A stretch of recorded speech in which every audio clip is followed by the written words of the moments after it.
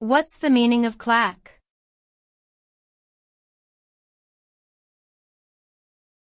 Claque.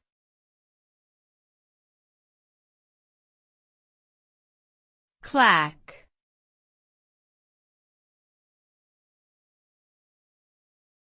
Claque.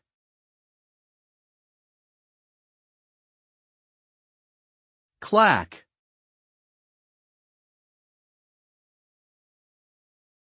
The word claque refers to a group of people who are hired to applaud or cheer at a performance, typically in order to create the impression of widespread support. This practice was popular in the 19th century, particularly in France, and was often used to boost the popularity of political figures or entertainers.